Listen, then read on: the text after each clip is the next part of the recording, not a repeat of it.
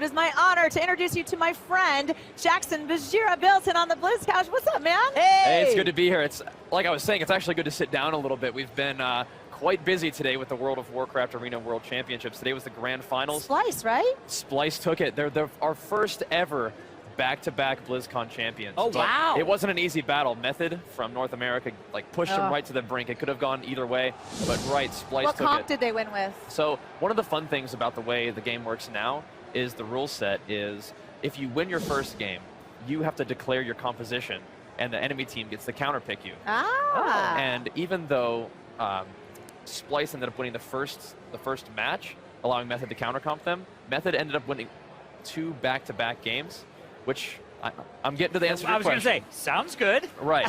So they switched comps once again, Splice did, to put them in a position where they were able to countercomp the very last game. So what ended up happening was Method ran something we hadn't seen in the tournament at all before, which was Holy Paladin, Feral Druid, Shadow Priest, a Resto Druid killer to counter what Splice was running before.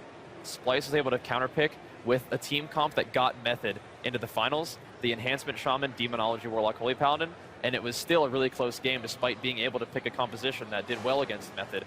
But in one final play, Botar was able to use the Warlock portal across the map, get out of line of sight.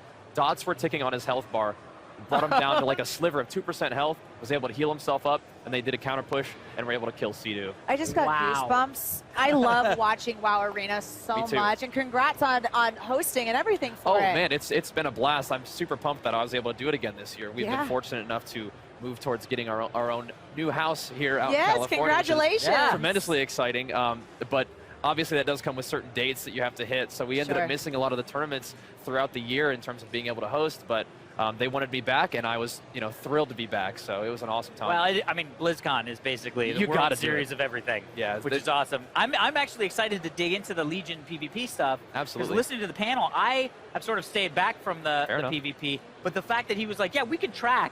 I mean, basically, Blizzard knows that I play a heck of a lot of PvE WoW, and then I play Overwatch and Heroes. So clearly, they're like, why are you not PvPing? Right. And they've done some things to fix the PvP stuff and make it more appealing to somebody like me. Right. So I'm excited to dive back into it, which is going to be really fun. Absolutely. Legion has been a great expansion for PvP so far. I think that the entry, the barrier to entry has been a little bit easier to pass through for people who maybe normally PvE, or people who are a little bit uncertain about competition. There's plenty of ways to not only improve as a player, but improve your character by doing casual PvP. You still get gear for doing unrated battlegrounds. It's basically equivalent to like doing a mythic dungeon.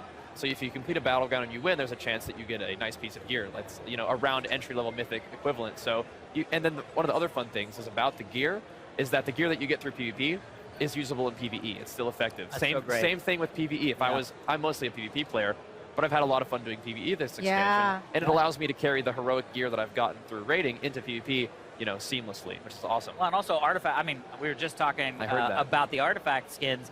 The fact I didn't know there were PvP artifact skins. Oh, there's cool artifacts. Yeah, it's really cool. Yeah, I was holding off on prestiging because I didn't want to lose my honor talents, which is a change they made in 7.1. Now you can prestige and not lose any of your honor talents. Oh, great. So that second prestige honor weapon, or the artifact skin that you get from honor, is going to be awesome. Well, like I used to play WoW Arena back in the day, back during Wrath of Lich King. Right. And that was my time of when I was hard into it. Still playing Hunter? Oh yeah. Hunters were good in Wrath. Always. Oh yeah. So yeah, I mean, but I've played all the classes through the years. But in Arena specifically, I was either Priest or Hunter.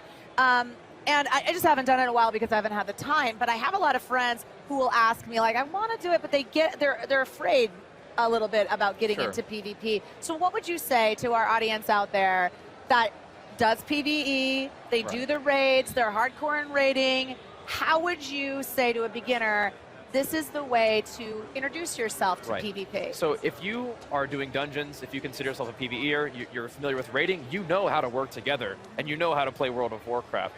Basically, the transition from PvP from PvE to PvP is going to involve a little bit of more understanding of, maybe crowd controlling your opponents more, understanding the ebb and flow of the game. But the best way to learn those sorts of things is to get in there. Like I said, you already know how to play WoW. You know how to deal damage. Just get in there and have fun with it. Start with the battlegrounds. Exactly. Start with the battlegrounds. Actually, somebody just asked me this. How do I get into PvP? I'm mostly a PvEer. play with the people that you do dungeons with. You can queue for a battleground with a total of 5 people in your party. So you got a dungeon group, you got a tank, you got 3 DPS, and you got a healer. Play battlegrounds together. Stick together. You'll have a lot more fun playing with friends, I think. I think it can be overwhelming to try to step into a battleground, or especially like a rated, arena where you need to find people to play with in the first place.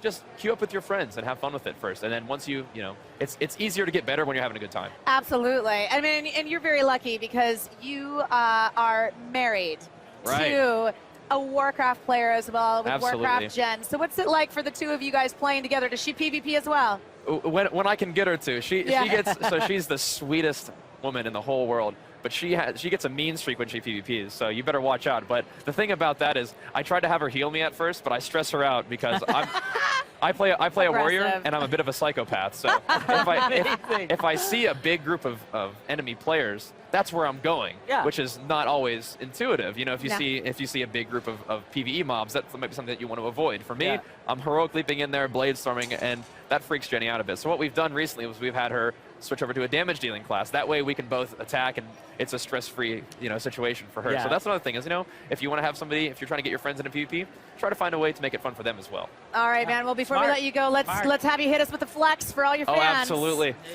Yeah, that's right. Look at those. All right. Huge thanks to Bajheera, man. Thanks for hanging out with us. Absolutely. And you know what? Let's keep going with the Warcraft love. We're going to take a moment to take a look at Azeroth through the eyes of young Aramar Thorn in World of Warcraft's Traveler.